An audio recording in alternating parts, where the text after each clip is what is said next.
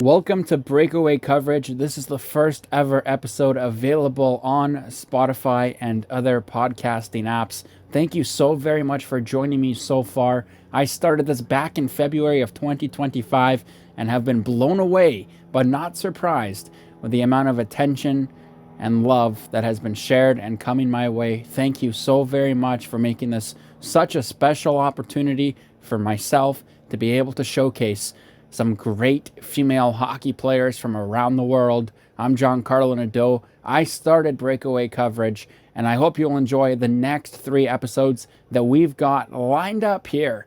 The first 2 episodes to join the podcast, Kao Lawrie and Lauren Runge. Then we keep it on the Sunshine Coast with the third one, and one of the most recent ones to be released with Kori Hudrick.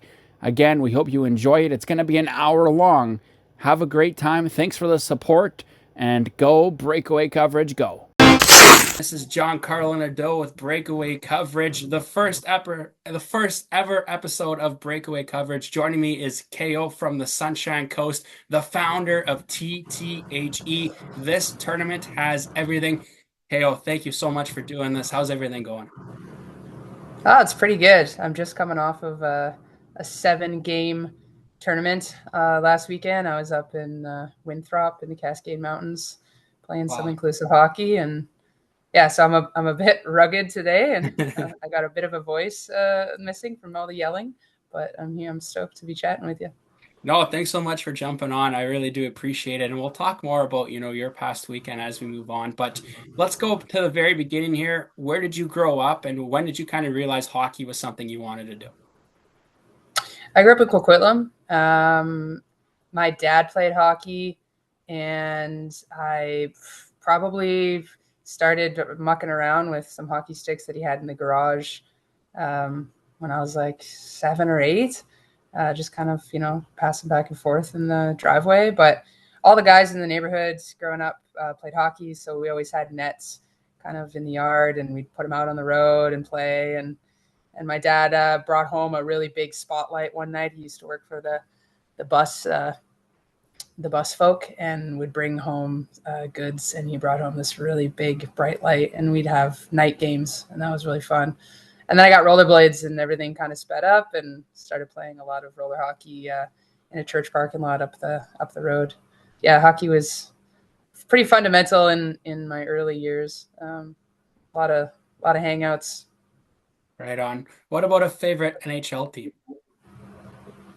It's funny. I remember watching the playoffs. It was like 94, the Canucks, because it went forever. And I remember we were supposed to have dinner at like a normal dinner time, and then it was like a million overtimes. But that's the only NHL exposure I really remember having, and I had no real allegiance to a team. I'm definitely, if I were to lean on an NHL team, it would be the Kraken, just because they're doing such amazing work down there. They're so inclusive and so rad, and their arena is underground, so subterranean. It's pretty special. But yeah, I don't really watch a lot of hockey. It's all good. So I will ask you this, and if you don't have an answer, you can always pass. But you kind of mentioned you didn't really watch a lot of hockey growing up, but was there a favorite player, that you maybe had a chance to see a little bit that you kind of liked? No, I mean, there was always like Gretzky, Pavel Bure. Like, I'm from that era of hockey, but those were just names that we all knew. There weren't really any hockey role models. It was just kind of the kids in the neighborhood. I gotta ask you this, of course, because this is kind of what Breakaway Coverage is all about, promoting, the minorities. Of course, the PWHL, it's becoming, the NHL now in so many ways. Do you have a favorite PWHL team? Honestly, I love all of them. I'm so stoked for the existence of the PWHL. That is the only hockey that I'll put on. I don't have the attention to watch the whole thing, but yeah, it's so fascinating. And I got to go to a PWHL game. I got to go see Montreal and Toronto play, and it was like a 12 out of 10. It's awesome. It's so great to be a part of it and covering it, and I can't wait to see where it goes to the next level here. Growing up, you played a lot of street hockey, some roller hockey. What inspired you to strap them up and kind of get going?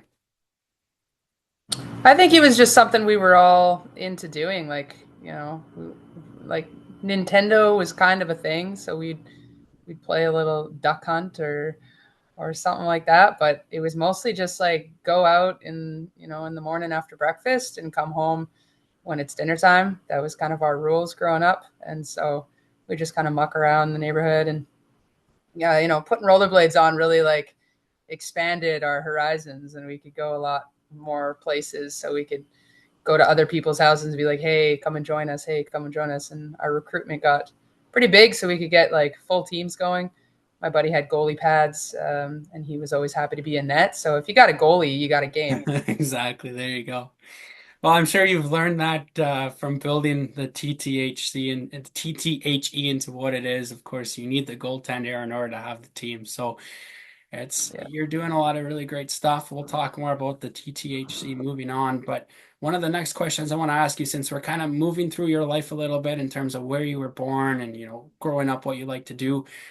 Being a teenager, it's hard for a lot of different people. They struggle to fit in. I just curious to know how you were able to do it. Being a queer teenager, how was that for you growing up, especially still playing sports like you did? Yeah, well, I really wanted to play ice hockey, and there wasn't a girls' ice hockey. I wasn't allowed to play guys at the time in Coquitlam. They weren't into that. But I did manage to get permission to play on a guys' roller hockey team. So I played roller hockey 1 year, and it was awesome. But I got changed in like a broom closet, classic story. So you were kind of part of the team, but you weren't totally part of the team. And then the next year, they actually started a girls ice hockey team in Coquitlam. So I got to play, which was really amazing. I played rep for 1 year, and it was super, super fun. But then I came out that summer. So I was 14. So yeah, I came out that summer. And then when season started up again, locker rooms just got kind of awkward. And, it was a different time then. There was a lot less understanding and education and vocabulary. And so, yeah, I quit hockey and just I picked up skateboarding actually and started doing that. It was more of a solo venture. Um, yeah. Yeah, you mentioned you took a step away from the game of hockey, but you did come back to it in your 20s. Talk to me about how that experience of coming back into the game that you fell in love with was different compared to when you left it. Yeah, I mean, it in a lot of ways it was similar. I still was changing by myself because I was playing like late night men's hockey in whatever neighborhood I was living in at the time. I moved around a lot in my 20s. Um, yeah, so on the ice, like people were nice enough, and it was a great workout, but it was definitely missing that team aspect. And um, yeah, moving to the Sunshine Coast really sort of reignited a passion and a love for hockey that I had forgotten a long time ago. Yeah. Moving to the Sunshine Coast, moving anywhere for that matter, it's a fresh start for somebody, a fresh start for Yeah. you being in a new community. What drew you to the Sunshine Coast? My wife grew up here, and we were peak COVID, living in Victoria, and we sold our condo, and we kind of just got priced out of the market. And we were like, where should we go next? We should go explore somewhere, and we always kind of had talked about coming here, so we thought we'd come check it out. And turns out it was a really good fit. I joined hockey, that became like a pretty big pinnacle in my life, and I got on the search and rescue and just trained to be a paramedic. So I'm pretty involved in the community, started throwing the tournaments, and we ended up buying a house out here. So I guess I'm a coaster now for for the foreseeable future anyways. Well, you've been involved with the Sunshine Coast since you first moved here. Do you think you've got a bigger passion for the game now that you're on the Sunshine Coast than you did growing up? 100%. Yeah. I think because I have the ability to connect community here, and the awareness of like how important that is, especially because I live Garden Bay. I live pretty remote. So hockey is like a huge social aspect. It's the thing that I look forward to in the winter. It gets a bit quiet out here. So yeah, it's a great connection piece. It's a great way to meet people, make friends, and then it opens up so many doors. Like not only with hockey on the Sunshine Coast because we've got lots of leagues and games here, but traveling around and doing all these tournaments. It's been pretty spectacular. You created the TTHE hockey tournament. We've talked about it a little bit earlier on in this episode, but talk to me more about it. What really inspired you to create something like that? Yeah, so TTHE, this tournament has everything, is a women, trans, non-binary, two-spirit inclusive tournament. It was kind of inspired by just, playing hockey and recognizing that there was sort of a lack of representation in the locker room. I didn't see a lot of queer hockey folk. I didn't see a lot of gender diverse hockey folk. I mean, now I'm aware that there are actually tons, but when I first started 3 years ago, I kind of felt like there's got to be more folks like me that play hockey, and so I created the tournament just to make space for folks who are marginalized in hockey, and it turns out that there's a lot of folks like me, and it went really well the first year. We just had 4 teams. I didn't really tell anyone about it, and the year after we went to 6 easily, and this year we're a hefty 8, and the momentum just keeps building, and more people are involved, and bigger sponsors, and yeah, it's pretty special what's happening. You just talked about it. You started with 4, you've doubled it, now you're at 8. You must be so proud to kind of see your baby in so many ways, grow into what it is. Yeah, I mean, we have over 100 players coming from all over North America. It's bewildering that people get on planes, to come to a thing that was just kind of an idea. But I feel very lucky and grateful that I get to be part of so many people's hockey story, and I get to continue to promote inclusivity in the sport. What's in store for this year's event? What can you tell me about it? Oh my gosh. Okay, so this is this year has kind of turned into like a bit of a 4 day 4 day event. So we're starting off on the Thursday night. We've got a inclusivity in sports workshop here on the coast that I'm able to provide through a community safety grant from Fierté Canada Pride and Women and Gender and Equality Canada. So yeah, that's been really cool. We've got like over 120 folks coming to that workshop, which I love. And then on the Friday, we've got 4 games. We've got a player meet and greet that's being catered by Nourish, which is a restaurant in Seashell.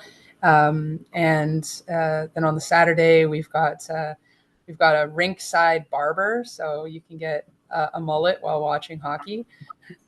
We've got the U11 girls hockey doing their fundraiser bake sale. We've got 8 games of hockey. We've got live commentary by drag performers. Pardon me. We've got the big dance happening this Saturday night, which we sold out. It's over 300 people. It's Sunday. We're able to sponsor community ice, so it's a free everyone skate after all of the games Sunday morning. We're opening up the ice to anyone. They can come, free rentals, just everyone welcome community pride skate. And I'm really excited to be able to provide all of these things to the coast. And, having this many people coming over from all over, we sold out the hotel. We're selling out the hostel. We've got shuttle buses. Like, it's really a unique opportunity for coast businesses to be involved and for us to be able to support, small businesses on the coast, especially during the slow season. So I feel, really excited for what's going to happen. You can only plan and build so much, and then the rest is just like the magic that the people bring. So I'm looking forward to it. It sounds so much fun. I personally wish I was there myself, but one of those things you just mentioned kind of caught my attention more than anything else. And of course, it's the broadcasting. That's something that I do. So, can you just talk to me about more about that, because that just sounds really, really exciting.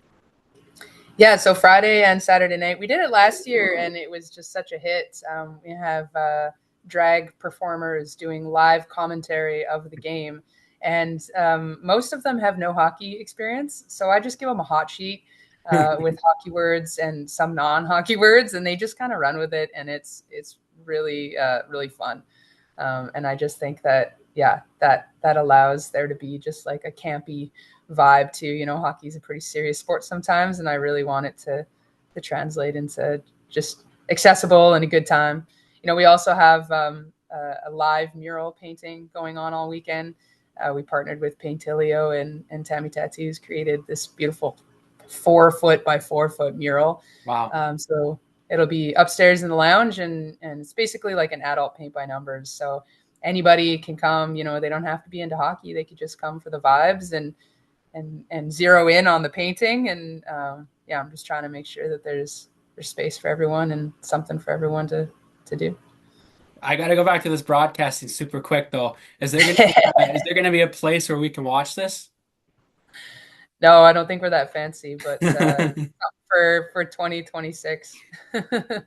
That sounds super, super cool. And I commend you again for everything you've been able to accomplish in such a short amount of time. Hockey is what brings people together, but it's, Yeah. things that you're doing that really unite people and do so much more than just the game of hockey itself. There sounds like so much going on this weekend. Cannot wait. Talk to me about the support from the community a little bit. You mentioned the sponsors are, having a great time with it. What are you hearing from the people on the coast? I mean, it's just been so much enthusiasm. My phone's been blowing up all week with people just being like, "Thanks for what you're doing, and let me know if I can help." And so it's really the only reason why the tournament has been able to grow so much, is that so many people are stepping in and saying, "Hey, can I write a grant on the behalf of the tournament? Can I organize this? Can I donate that?" Like it's the only way. And the amount of volunteers that I have this year is really huge, and it helps me so much. Like we partnered with the Sunshine Coast Pride Society, and they were able to take over the dance for me. So they're running it all, and it's just so awesome that I could be like, "You got this." They're like, "We got this." So I'm like, great. So it's off my table, you know. And we have a lot of support from Source, Trail-Based Source for Sports. Josh is just amazing, and pretty much anything that I need, he's just like, "I got you." So, you know, being connected to like the sports hub of the coast is really important to have that kind of support too. Vanilla Ice, Purple Haze, and What the Fox. So those are some of my favorite team names that I saw on the website. Who came up with those names, by the way? I named them all. Yeah, they were all just kind of rattled around in my head. And again, I wanted them to be silly and fun, because you know, hockey can be serious, and it doesn't have to be this weekend at all. That's And awesome. yeah, they were all inspired kind of by the colors of the jerseys. Very lucky this year to have financial support from the NHL, so I was able to design and make custom jerseys for all 8 teams. They belong to the tournament, so they get signed out and used, and then stored until next year. But yeah, designing those was really fun. I had, you know, like 80 or 90 different color combinations up on the screen for days, and then just kind of zeroed in on it. And then, yeah, I feel like the names are kind of reflective of the jerseys. The NHL is doing such a great job of supporting those minorities in hockey now. You see a lot of it with the PWHL where they go and they play games in the NHL arenas, like how you saw the Montreal Victoire and Toronto Scepters at Rogers Arena. You got to be very pleased with what you're seeing from the National Hockey League in terms of supporting those other groups. Yeah, you know, I think that they were really challenged with their Pride Tape ban a couple years ago, and it was a turning point.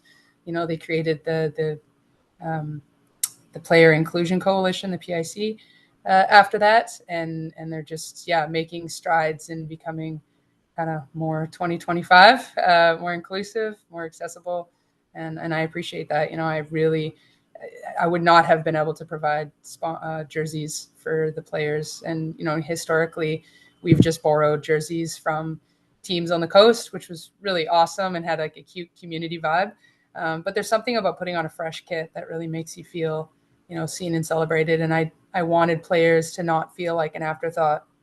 And so jerseys were kind of the pivot for me. And, you know, after a couple meetings with the NHL, they were keen to support, and I'm just so appreciative of that. Yeah. this tournament, you're running it, but you've also had a chance to play in other tournaments. You mentioned earlier you were part of one this past weekend. What has it been like to be playing in these different tournaments and get the chance to play with a lot of different people you may not, have ever met in your life, really? Yeah, the diversity in hockey is pretty spectacular. You could sit down at a table with 16 other people, and you're all from totally different backgrounds, different religions, different race, different culture, different experience, and you're all just connecting. You're all like, hey, you play hockey, I play hockey, like, let's chat about it. And finding common ground, I think, is really key, especially these days, is just like understanding that we're a lot more alike than we are different. So hockey is a great gateway to that, for sure. And Just I've been able to travel so much and do that. Wow, that's awesome. Absolutely awesome. Just two more questions here for you. And again, I thank you so very much for taking the time to do this. Just talk to me about, where you think the game's going in terms of inclusivity, where it is right now compared to when you first started playing. I mean, yeah, now I really am a firm believer that what happens in the locker room translates onto the ice. So, going to all of these inclusive tournaments where you just all dress as a team, I think is really really been the key to my hockey success and connection, and vulnerability and being authentic with people, off the ice, and that makes for such a better, I feel like, more elevated game. So yeah, the inclusive tournaments, I think there's just such a need for them. I've traveled to Seattle, Calgary, Toronto, Minnesota. Like, there's Portland. There's hockey, all kinds of hockey everywhere, and I think that there's ways to explore finding the kind of hockey that fits for you. It's not a one size fits all. You know, I honestly didn't know too much about everything that's going on in hockey these days, for people in the LGBTQ community and these other groups. So you're really doing a nice job of bringing it to the forefront and letting people know that, hey, there is a place for you to play. And that kind of leads me to my last question for you. What advice do you have for somebody who's, probably going through your shoes or were in your shoes? Wants to play hockey, but doesn't feel like there's a place for them to be. Yeah, I mean, the internet is a powerful tool. I would explore what's going on in your neighborhood, what's going on in the state over. There's lots of different kinds of hockey, and I think that a lot of people have a similar story that I'm meeting throughout my travels, where they were really into hockey, and then they came out and it got uncomfortable for them, or they were transitioning and they didn't know if they fit where they fit on a team anymore, or there was some policy that was a barrier. Like, I just think that there's ways for people to come back to hockey, because it's such an amazing sport and it brings so much to my life. And I'm so grateful to be in a position that, hopefully brings it back to folks so that they can continue their hockey journey and maybe go back to their community and start something, because, this didn't exist 3 years ago. TTHE, it was just an idea, and it's grown so much that I'm really encouraged that there's a lot of good people out there that want to help make hockey more inclusive, because hockey is for everyone. It puts a smile on my face hearing the words hockey is for everyone because it truly is. In my position, I get a chance to talk to a lot of different people, and it's great. It unites us all, it brings us all together, and now we're celebrating the game more than ever before. So, Kao, a pleasure. Thank you so very much for jumping on with me. I really did appreciate it. Best of luck this weekend. Thanks so much. I'll talk to you soon. That's KO with TTHE. This tournament has everything. I'm Giancarlo Nadeau with Breakaway Coverage. Thank you for tuning in to our first ever episode. What's going on? This is Giancarlo Nadeau with Breakaway Coverage, a brand new episode for you. I'm absolutely delighted to be speaking with Lauren Runge, the athletic therapist for the Coastal Tsunami in the Pacific Junior Hockey League. She's also the athletic therapist and kinesiologist at Coastline Health. Thank you, Lauren, for joining me. How's everything going? Good. Thanks for having me, GC. It's going to be a pleasure. I'm so excited to be speaking with you. Let's go back to where it all began. Where were you born? Where did you grow up? I was born in Toronto, grew up in Collingwood, Ontario. So, yeah. I mean, my next question for you is why hockey? But I mean, it's pretty much, already right there, given the fact you just said you're from Ontario. Exactly. Yeah. I have two older brothers, so I was around the rink a lot. And just, I like the culture that hockey kind of tries to have with, respecting people and being leaders in the community. So that's yeah, why I like hockey. Can I take a guess and say the Maple Leafs are your favorite NHL team? Yep. I mean, I do like the Canucks living in Vancouver, but definitely growing up, I was always watching Saturday night in Canada or hockey night in Canada on Saturday nights and watching the Leafs for sure. What about a favorite NHL player? Ooh, that's a great question. I'd have to say probably Matt Sundin or Sidney Crosby.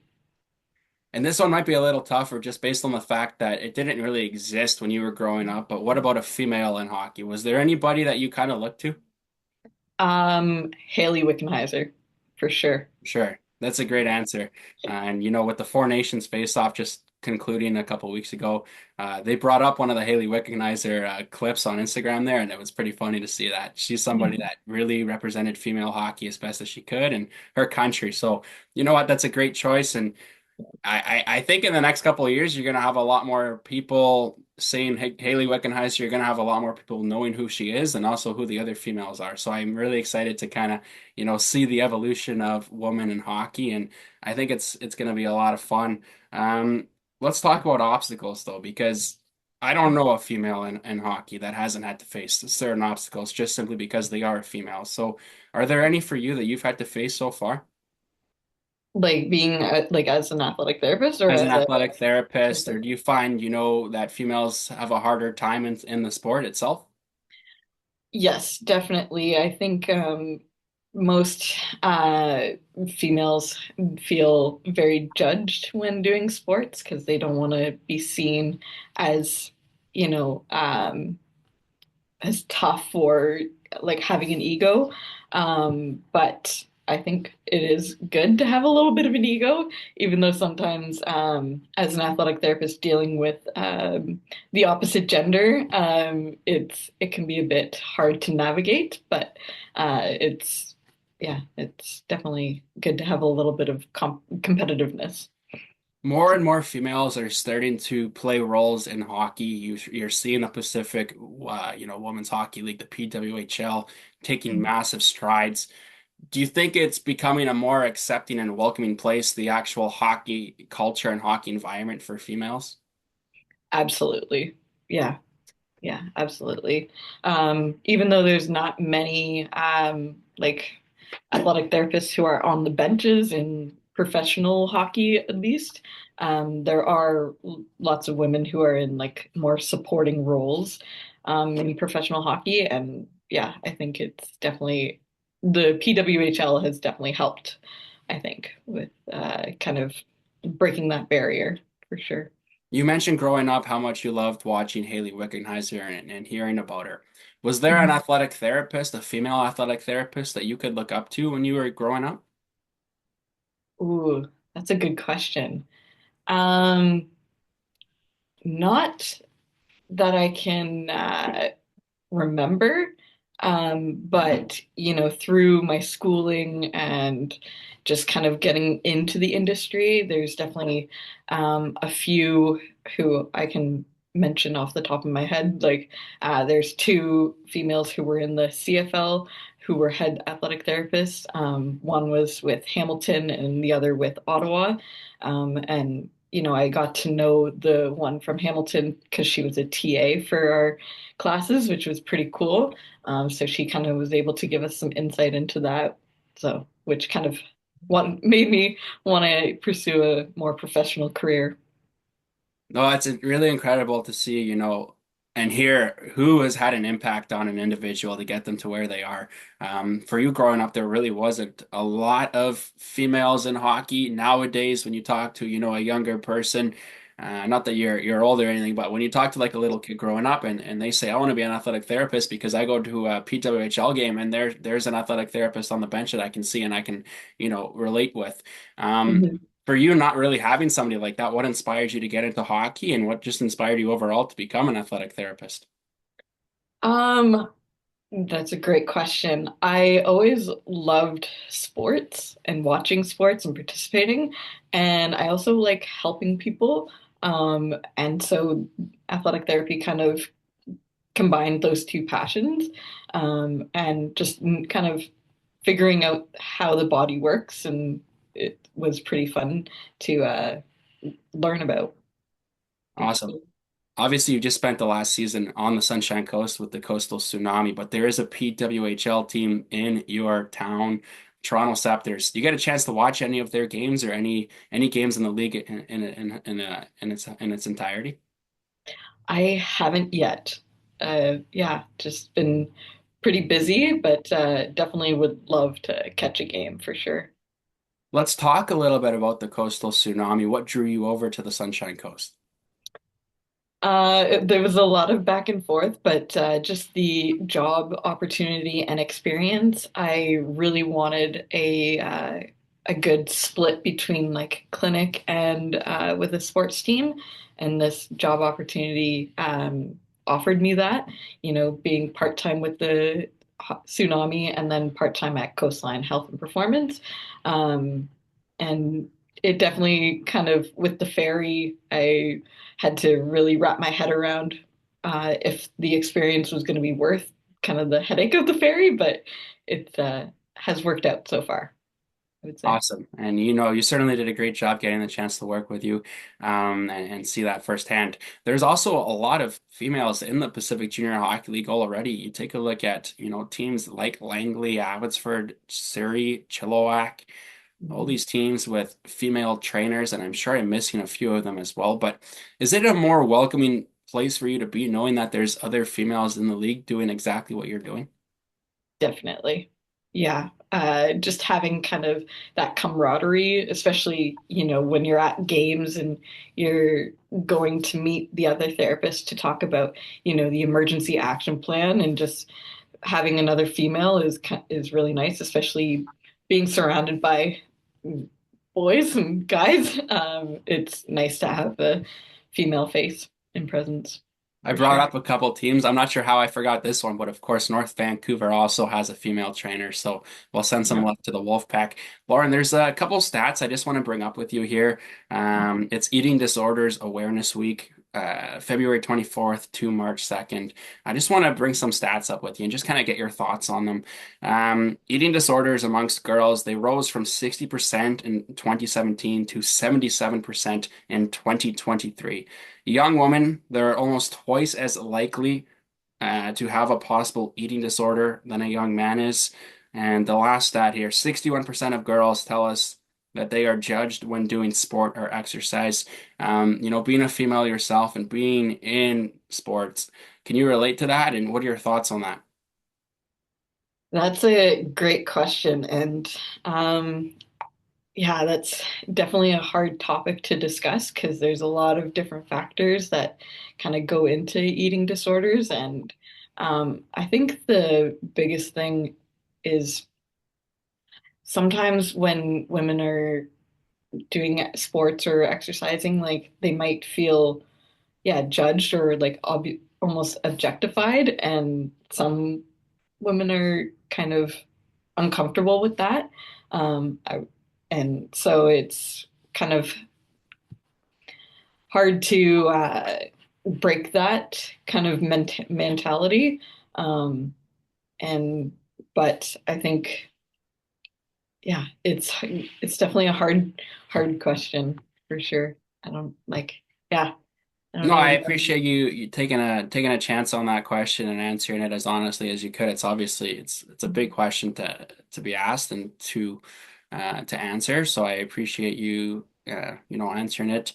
It is tough. I mean, this is the first time for me where I'm really witnessing females in sports. I've never really seen that growing up.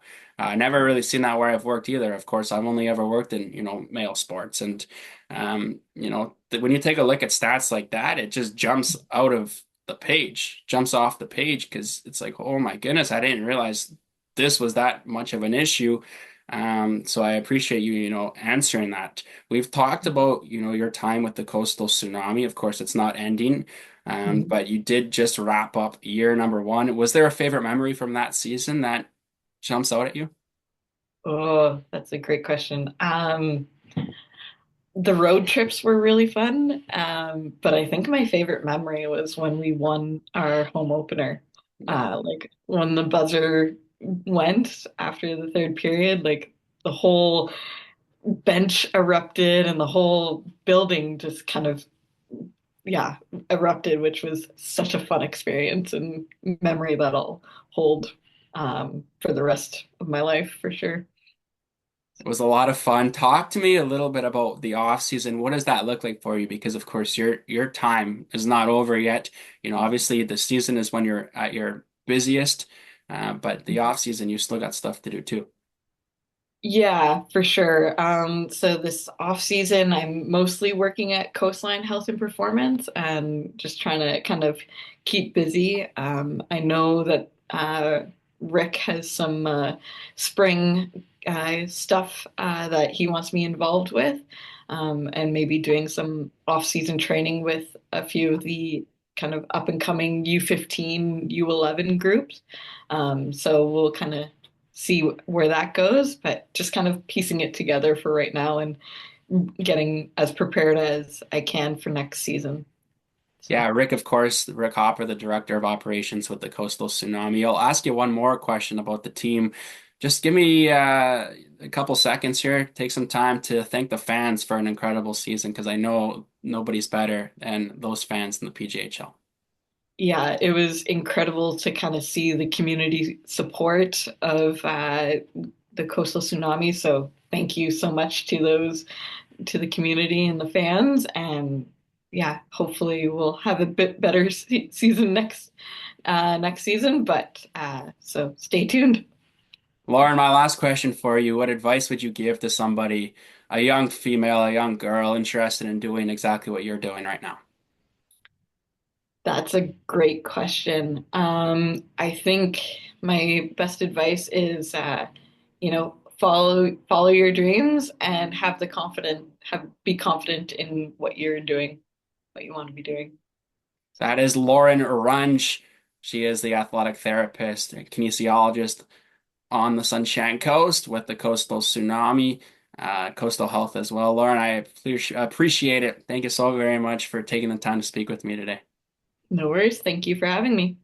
Thanks for joining us for another episode of Breakaway Coverage. I'm your host, Giancarlo Nadeau. You can follow along with us on social media.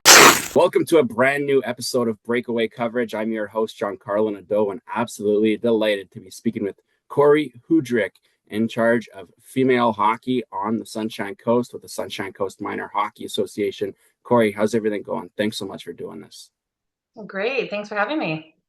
It's a pleasure to have you on board, and I'm really looking forward to speaking with you. I just want to know how you first got involved with hockey. Well, how I got involved in hockey is I became a hockey mom. So my kids actually got me involved. And yeah, so as every kind of hockey parent is, you become a parent of a hockey player and then you start volunteering and then you just never leave. So that's how I got involved with Sunshine Coast Minor Hockey. Now, obviously, you're more than just a hockey mom, more than just a hockey parent. You're the director of female hockey on the Sunshine Coast. What does that mean to you, and kind of how did you get into that role? So yeah, that role, we had to kind of create that role actually, because when my daughter started playing hockey back in 2018, she started with the first shift program.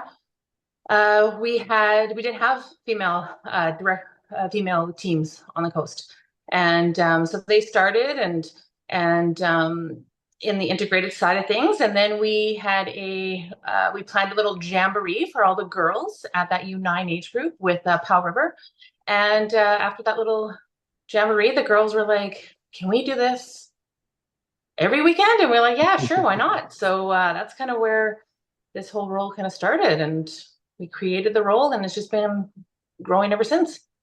I really want to talk to you about that first shift program because I feel like it doesn't get enough recognition and attention that it deserves. So for somebody that doesn't quite know what it is, how would you explain it?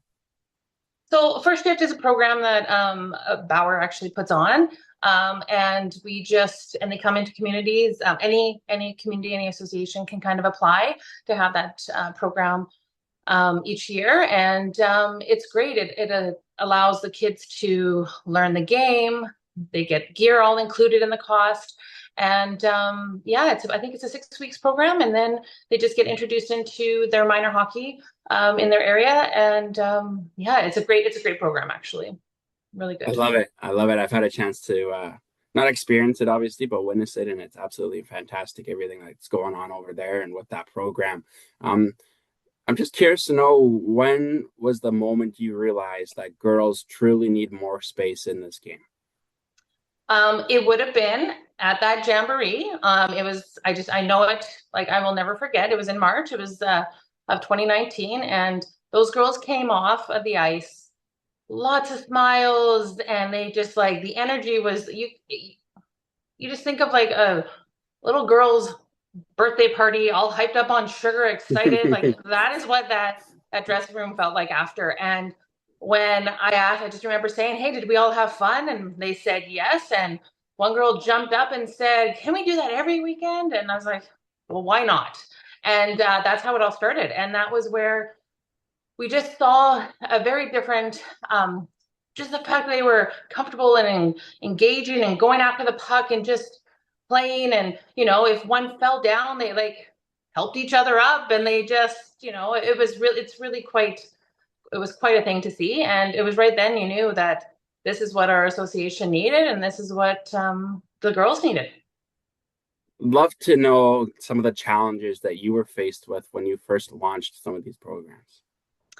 Well, for us being a smaller association, making sure we had enough girls for the team.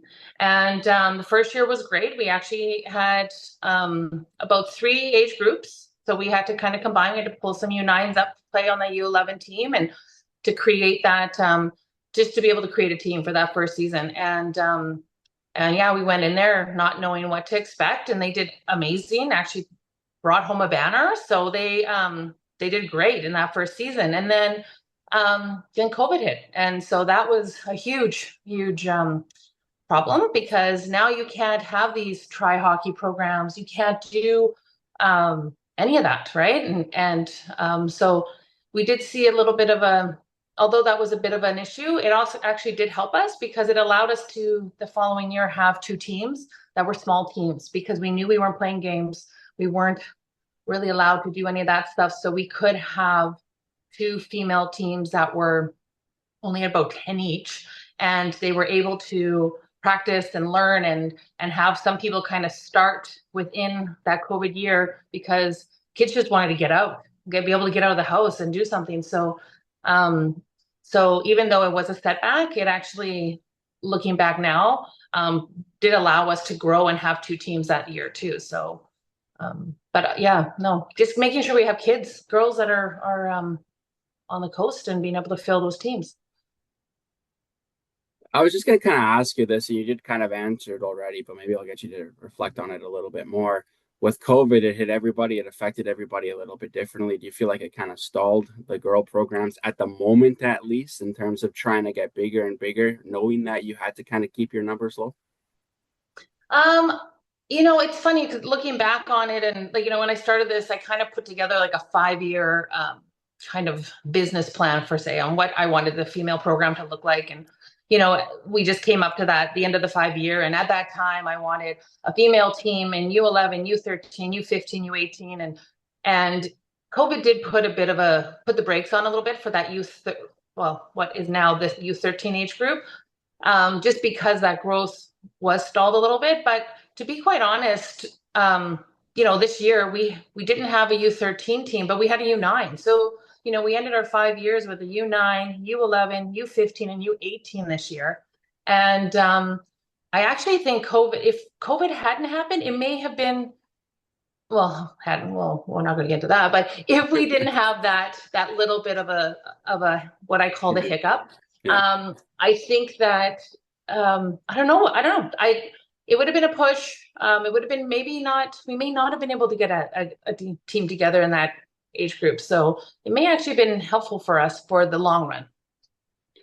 I know the Sunshine Coast. I was there all of last season. Obviously, you've been there longer than that. It's a hockey community. How did the community respond when you first started advocating for girls hockey? Oh, they loved it. Absolutely loved it.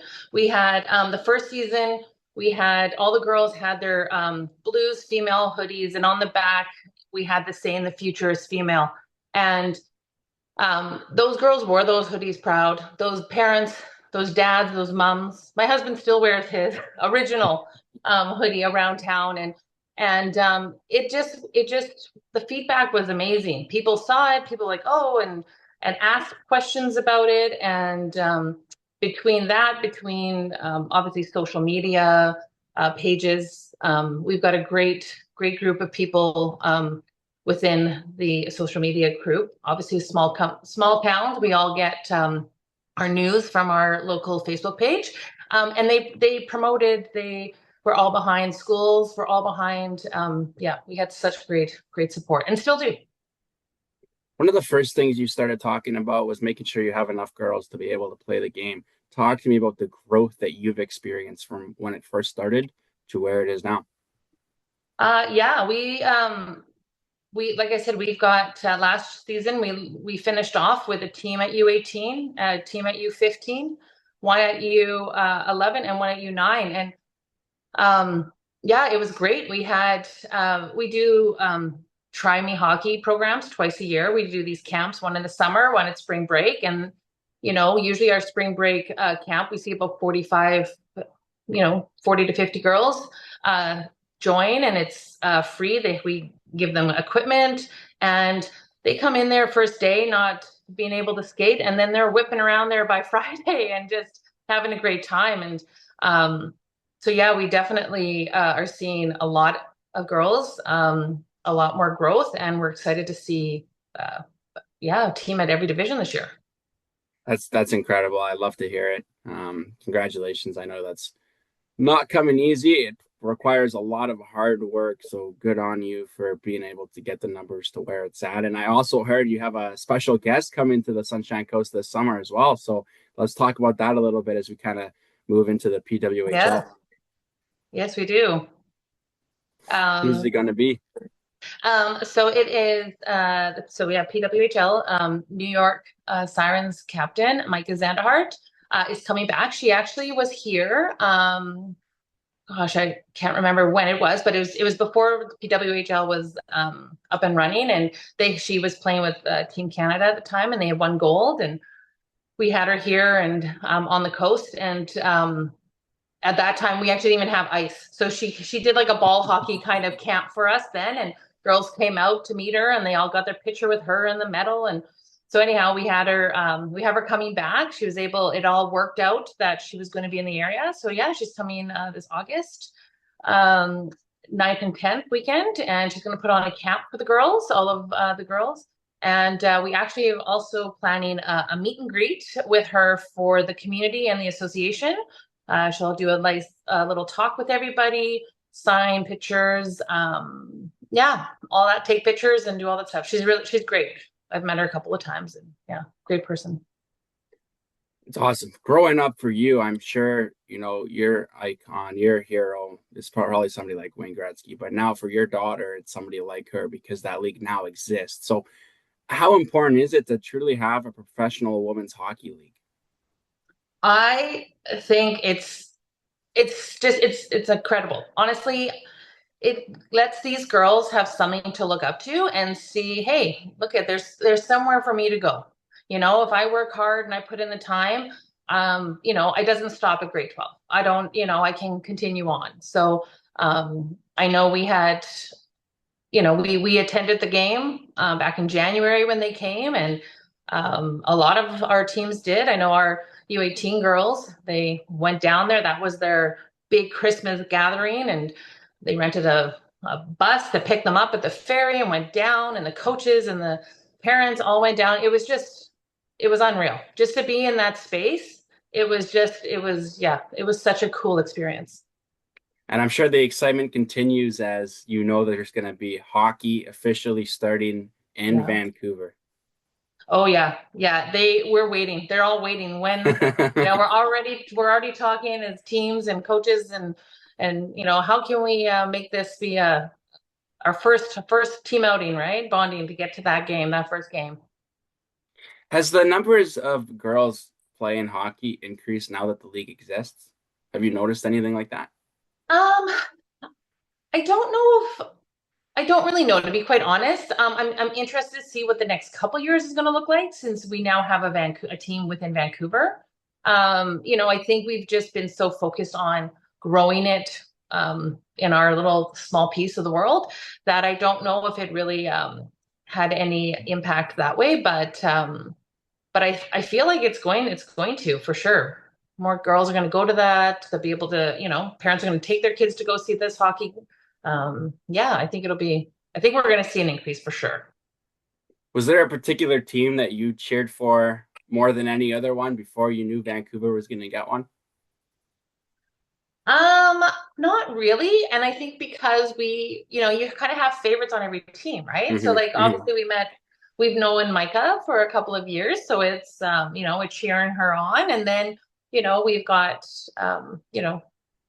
cheering Toronto on. You obviously have to cheer on Montreal, like everybody. I think you're just happy that it's happening, right? And exactly. So can't pick any favorites. I'm sure you've been to a Canucks game and you've already said you were at that takeover tour game at Rogers Arena.